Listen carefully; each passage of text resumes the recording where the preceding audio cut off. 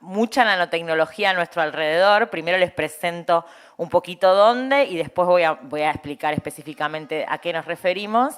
Podemos danzar con la música. Básicamente la nanotecnología está en todas partes. Nosotros siempre decimos que es una tecnología multipropósito porque apunta a resolver problemas de todo tipo. Desde problemas de salud, como por ejemplo que están acá ejemplificadas las vacunas, están puestas las de COVID porque fueron de las primeras que incorporaron nanopartículas, hasta test, los barbijos que produjo el CONICET durante la pandemia, pero también está en televisores de muy alta calidad. Estos televisores que tienen una resolución altísima tienen nanopartículas adentro. También pueden, pueden usarse nanotecnología para resolver problemas más de la vida cotidiana, como no ensuciar una superficie. Y hoy un poco les voy a contar un poco sobre eso. El punto primero es, bueno, hablamos de nanotecnología, ¿qué quiere decir nano en este contexto? Nano quiere decir, es un prefijo, que quiere decir 10 a la menos 9, ahí termina, digamos, la definición, pero entonces eso hay que transformarlo en algo más concreto. ¿Qué quiere decir que algo sea de tamaño nanométrico? Quiere decir que tiene, en general, menos de 100 nanómetros y que eso quiere decir que es muy pequeña, ¿sí? Suficientemente pequeño como para que si comparamos, si la Tierra midiera 1 metro, una uva sería 1 nanómetro. Ese es el nivel para que tengan una idea. Pero, a la vez, perdón, porque un nanómetro es bastante más grande que un átomo. Entonces estamos en una escala donde estamos por abajo de lo tradicional, pero por arriba del nivel atómico. ¿Por qué nos interesan a nosotros los nanomateriales? Y a todos en realidad, aunque no lo sepamos. Bueno, principalmente porque tienen otras propiedades que los materiales tradicionales. Por ejemplo, si yo les pregunto a cualquiera de ustedes, incluso a los que están del otro lado de la pantalla, ¿de qué color es el oro? Dorado, estamos todos de acuerdo, dorado, aunque no hayamos visto nunca en la vida un lingote de oro como el que está acá, yo no vi nunca, chicos, pero igual, es dorado, un arito de oro es dorado. Si hacemos un arito más pequeño de oro, es dorado, esto estamos todos de acuerdo. Bueno, cuando nos vamos a escala nanométrica, o sea, partículas nanométricas, en vez de ser dorado, es, por ejemplo, rojo. Esto que estoy mostrándoles acá, yo no puedo agarrar, como ya les dije, algo nanométrico es muy, muy pequeño, no lo puedo agarrar con la mano, entonces lo que les estoy mostrando acá es un frasquito que tiene partículas flotando, esas partículas tienen tamaño nanométrico. Y aparecen estos colores. Que aparezcan esos colores es un ejemplo de las propiedades que pueden variar en los nanomateriales. También pueden variar propiedades físicas, por ejemplo, la temperatura de fusión a escala nanométrica es distinta de la temperatura de fusión de las cosas que nos rodean. Las propiedades mecánicas, los nanomateriales son mucho más duros y fuertes que los materiales tradicionales. O, por ejemplo, las propiedades magnéticas. Si pasan por el stand que tenemos afuera, pueden jugar con nanopartículas magnéticas. Entonces, todas esas propiedades que cambian hacen que a nosotros nos interesen, a nosotros y a un montón de otra gente, los nanomateriales. Entonces, en realidad, como ya les dije, los nanomateriales son muy pequeños y nosotros los tenemos que montar o incluir en algo más grande para poder manipularlo de alguna manera. Entonces, por ejemplo, ¿de qué manera podemos hacer nanomateriales? Nosotros podemos agarrar un material grande y reducirle su tamaño solo en el espesor. Ahí va a ser nanométrico en el espesor y el resto va a ser común. Eso es lo que llamamos películas. En el caso de que reduzcamos también una segunda dimensión, pasamos a tener algo que pueden ser nanobarras o nanocables. Acá hay fotitos sacadas con microscopio electrónico de esto. Y si reducimos todas las dimensiones, pasamos a tener algo que se llaman nanopartículas. En lo que les voy a contar hoy, voy a hablar específicamente de películas. O sea, materiales que son grandes por un lado, pero con un espesor muy pequeño, nanométrico. Alguno de ustedes, si tiene anteojos con antirreflex, por ejemplo, tiene un recubrimiento nanométrico adelante de sus ojos. Y lo que yo les voy a contar son algunos otros ejemplos de esto. Entonces, ¿Qué hace una película delgada? Algo que recubre es algo que tiene unas propiedades distintas a lo que quiere recubrir y que entonces le cambia las propiedades de la superficie. Hace que la superficie se comporte de una manera diferente. Y eso nos sirve para proteger, por ejemplo, como sería el caso de querer poner un recubrimiento que no des, como cuando ponemos un vinilo para que no pase la luz, cosas por el estilo, pero también nos sirve para modificar las propiedades, para hacerlas diferentes. A veces queremos que ese recubrimiento no se note, por ejemplo, en los anteojos uno no puede poner una película que quede verde, porque uno no ve a través de eso. Entonces, a veces queremos que no se note y a veces por ahí no nos importa que se note, hasta incluso queda decorativo. Pero en todos los casos tenemos que saber controlarlo, tenemos que saber que quede como queremos que quede, ¿no? Lo que les estoy mostrando acá es un ejemplo de uno que queremos que tenga color y, bueno, lo hemos logrado. Este es un trabajo hecho en el laboratorio donde yo trabajo, donde depositamos unas capas de óxidos para que fueran de este color verdecito y para que dejaran pasar la luz complementaria. Eso se ve que lo logramos. Si lo vamos a ver en un microscopio, lo que vemos, esto es lo que queremos recubrir y esto es el recubrimiento. Ven que acá hay una raya en el medio, acá es donde termina el recubrimiento, que en este caso tiene unos 100 nanómetros. En ese caso, el recubrimiento no se ve y tengo acá un ejemplo de justo de los que están en la foto. No sé si ven a través. Bueno, si ven a través quiere decir que el recubrimiento no lo están viendo. Es un vidrio que tiene el recubrimiento al que no lo pueden hacer. Después, lo que querrían, en el momento que tenemos las preguntas y se acercan, van a ver que sí se ve algo el recubrimiento, pero el efecto está totalmente logrado. Entonces, por ejemplo, una de las primeras aplicaciones que se puede pensar para esto es las ventanas que se conocen como autolimpiantes. Una ventana o una pared en donde uno no tiene que limpiar. ¡Qué fantástico! Es fantástico, es el sueño. Bueno, mis ventanas están sucias. No. ¿Por qué? Porque todavía es una tecnología cara. Entonces, ¿para qué se usa? Para grandes edificios. Sobre todo para edificios muy altos, donde ir a limpiar en un edificio muy alto es muy complejo.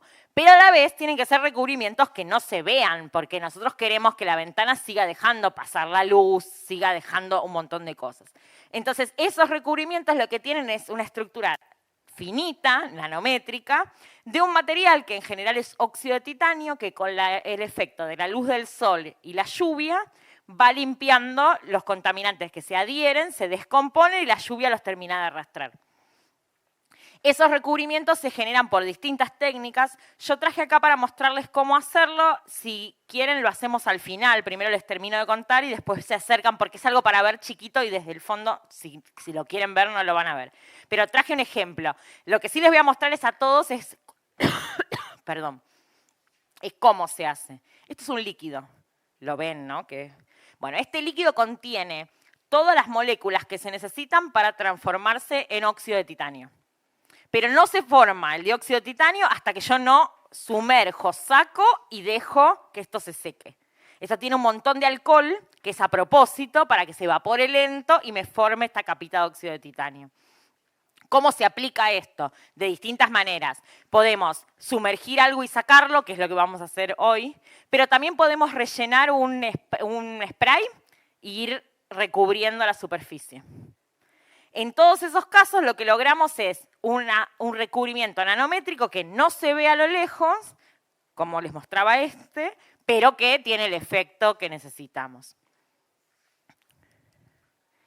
Hay otros tipos de recubrimiento que también están basados en óxidos, que eso sí los vieron, me parece que si pasaron por el stand lo vieron, que también lo vamos a probar acá. Esto sí lo puedo probar acá, desde acá. Voy a mojar un poquito, pero poco.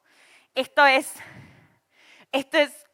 una tela común a la que se le aplicó un recubrimiento con spray, como el que les contaba recién, que lo que forma es una estructura nanométrica, como la que se ve en la foto, que son como unos pinchecitos, que lo que hacen cuando venga el agua es que el agua resbala sobre la superficie. ¿Lo ven? ¿Se ve eso desde acá? Ahí, que me dé la luz. Ah, pero voy a mojar. Ahí mojo el piso seguro. ¿Ven que rebota? Bueno, esto está copiado de la naturaleza. O sea, el recubrimiento sí está hecho científicamente, pero está copiado de la naturaleza de esas hojas, que son las hojas del loto, que tienen esta estructura como la de la foto. Entonces, tiene esa estructura a escala nanométrica, micrométrica y nanométrica. En la pantalla quizá no se llega a ver, pero esto tiene como cada una de estas puntas tiene unos puntitos. Y todo eso es el efecto de repeler el agua. Entonces, ¿qué hicieron un grupo de científicos? Fueron a mirar al microscopio cómo era la hoja. Y dijeron, bueno, a ver, tratemos de copiar esto. Y lo lograron de una manera que es muy cómoda, que es un spray que cuando se seca forma estructuras como esta.